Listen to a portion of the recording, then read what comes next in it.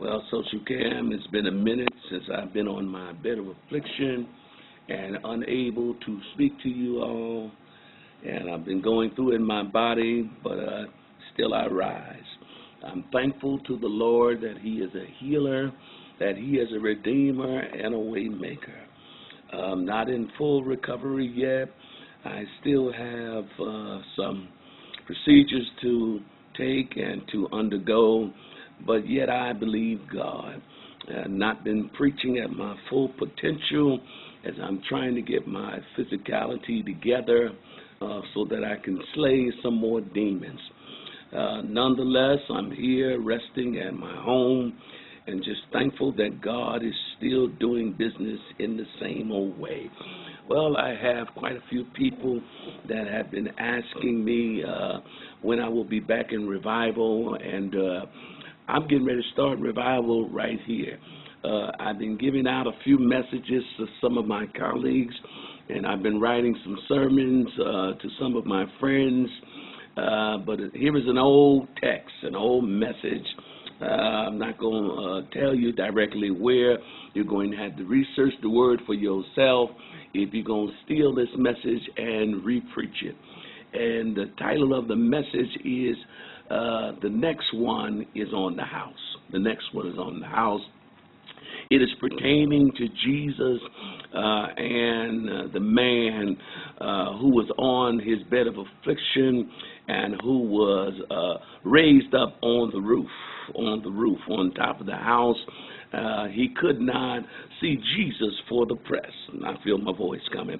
He could not see Jesus for the press because of the multitude that was there, wherein he could not even enter into the house because of his affliction. And because of his affliction, yes, sir, because of his affliction, he was unable to walk into the house. He could not be eye level with Jesus. He could not compete with the people that had stature and strength and had the ability to walk in the door. But thank God for people that will help you up when you're going through a storm. So those that believed in him and understood his purpose in my preaching voice, they carried the man. And what's peculiar about the text, in this time, in this biblical time, the rules were not that strong. They were not that strong whereby they could hold men that would lower a man down and would raise a man up. So the foundation for which you are supported must be strong, number one. Then those that are with you must believe in you even when you're down. That you are next in line. You are the one that are going to deliver the people into the place of posterity. They have to believe in you enough to not only pick you up, but even you will find in this text that the men that picked him up also were the men that let him down. Sometimes revelation here is the people, the same people that picked you up may have to be the same people that let you down. And so because of the people that picked him up and let him down through the roof, number two, they had to break through the roof. There has to be enough faith where you're able to break through the roof. And you will find in the text, I feel my voice now, you will find in the text that Jesus was in the house. I wish I had somebody here. Jesus now, revelatorily, is now living word. So it is now a word in the house. So he's being let down by friends that first picked him up. Now he's being let down into the house through the roof.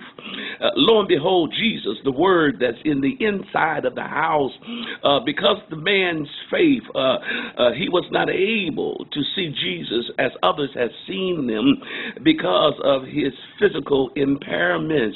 But what he did was, when the roof opened up, his faith was so great that he caused Jesus to look up.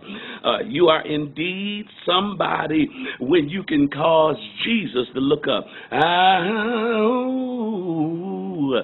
And my brothers and sisters, I'm closing the text here to let somebody know who's listening that when your faith has finally increased, you will not only cause men to give in to your bosom, but you will cause Jesus to look up at where you are. Brothers and sisters, the next miracle you're looking for, you've already paid for it. Hallelujah. You've already suffered enough for it. Hallelujah. You've already given as much as you can give now. But the word of the Lord is to you today that old Jesus is waiting for somebody who has enough faith to say, God is able to take you where you need to go, even if you got to be let down sometime. And I want to encourage somebody here today that is listening to my weak voice. The next miracle is on the house. No more suffering the way you did in the past. No more going through the way you did in the past. You ought to thank those that picked you up. Yes, sir. And then you ought to thank those that let you down. Hallelujah.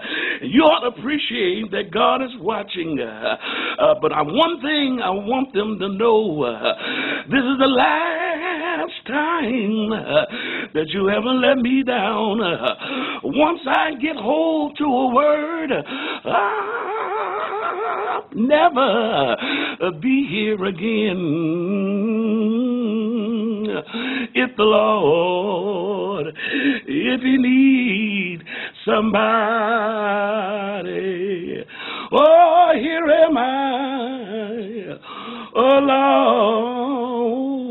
Lord, send me. The deacons may come, open the doors of the church, come by letter, Christian Experience, candidate for baptism, come and give the preacher your hand and give God your heart. The sermon today given by the prophet sitting in his home, that the next miracle, Tobakatio Monshai, I feel him now, is on the house. God bless you, bless you, bless you, bless you.